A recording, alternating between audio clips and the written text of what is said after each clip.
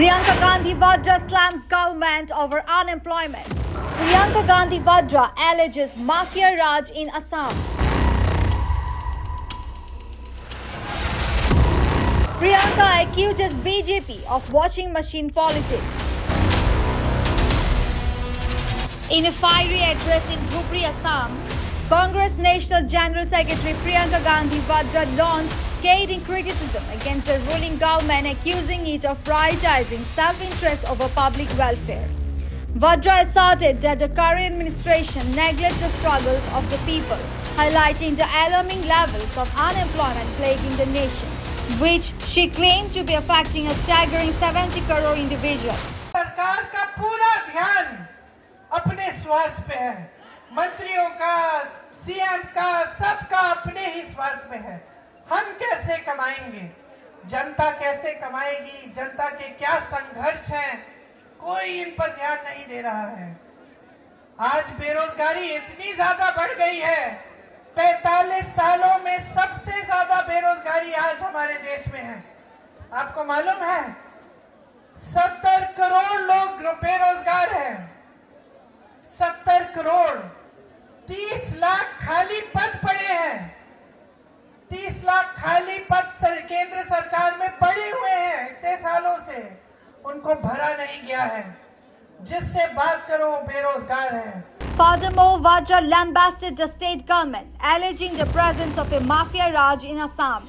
She pointed out the perceived leniency towards Chief Minister Himanta Biswa Sharma, asserting that serious charges against him were conveniently absolved upon his transition from the Congress party to the Bharatiya Janata Party. Vadra metaphorically described the BJP as operating a washing machine to cleanse corrupt individuals, suggesting that Sharma was the first beneficiary of this purported mechanism.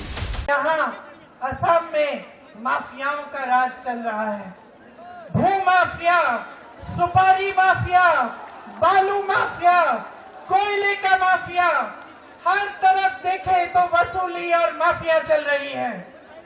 यहाँ पे सरकार जितने scam करती है, चाहे वो किसान का संपदा स्कैम हो, या पीपीई किट पे स्कैम हो, या फ्लाईओवर का स्कैम हो, चाहे गाय की तस्करी जो खुलेआम हो रही है और कोई रोक नहीं रहा है, ये सारी चीजें चल रही हैं आपके प्रदेश में, लेकिन विकास का काम नहीं हो रहा है, आपका काम नहीं हो रहा है। यहाँ के सीएम के खिलाफ बड़े बड़े आरोप थे जब वो कांग्रेस पार्टी में थे,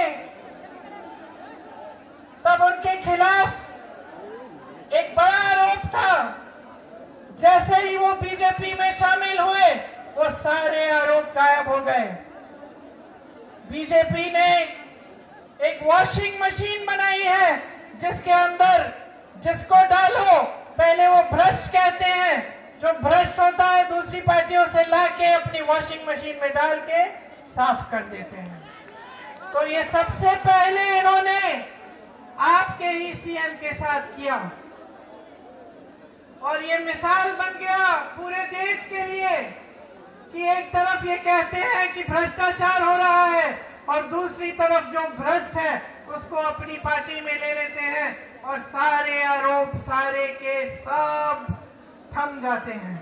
Priyanka Gandhi Vadra's impassioned critique underscores the charged political atmosphere in Assam as parties gear up for the upcoming elections.